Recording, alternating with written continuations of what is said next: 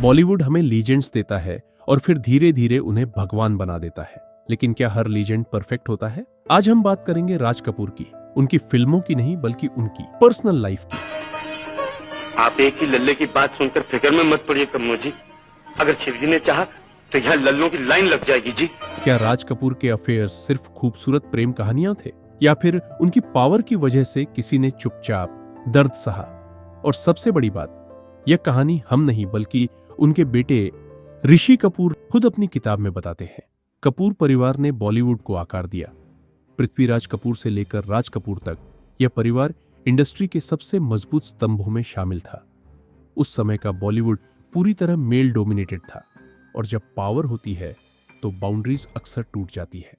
राज कपूर और नरगिस स्क्रीन पर एक लेजेंडरी जोड़ी थे। आवारा से लेकर श्री 420 तक नरगिस ने अपना सब कुछ राज कपूर के नाम कर दिया था। कहा जाता है कि नरगिस राज कपूर से शादी करना चाहती थी, लेकिन राज कपूर अपनी पत्नी कृष्णा को छोड़ने को तैयार नहीं थे। 10 सालों के लंबे इंतजार और धोखे के बाद नरगिस ने टूटे हुए दिल के साथ सुनील दत्त से शादी कर ली। कहा जाता है कि जब राज कपूर को यह पता चला तो वे बाथटब में बैठकर घंटों रोए थे और खुद को सिगरेट से जलाया करते थे। लेकिन नरगिस के जाते ही सिलसिला थमा नहीं। फिल्म संगम के दौरान उनका नाम वैजयंतीमाला के साथ जुड़ा। यह अफेयर इतना गंभीर हो गया था कि राज कपूर की पत्नी कृष्णा राज कपूर ने हार मान ली थी। वे अपने बच्चों को लेकर घर छोड़कर चली गई और 4.5 महीने तक एक होटल में रही। उन्होंने साफ कह दिया था कि जब तक यह अफेयर खत्म नहीं होगा वे वापस नहीं आएंगी।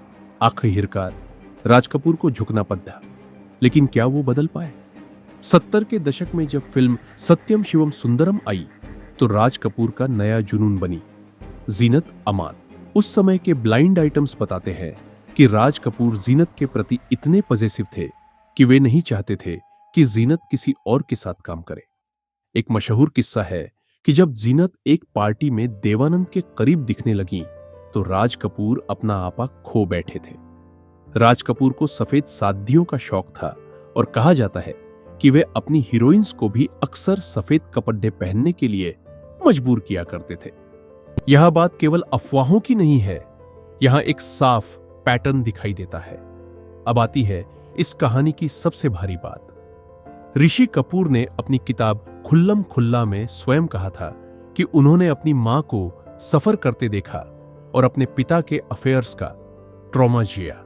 ऋषि कपूर ने यहां तक लिखा कि उनके पिता के पास टैलेंट तो बहुत था, लेकिन एक पति और पिता के तौर पर उन्होंने जख्म दी।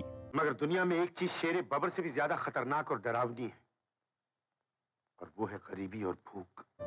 राज कपूर एक जीनियस फिल्म मेकर थे, लेकिन जीनियस होने का अर्थ यह नहीं होता कि घर की चारदीवारी के भीतर हुई गलती माफ कर दी जाए। जी, अभी तक तो मर जा तू, आगे की शिवजी मालिक है जी।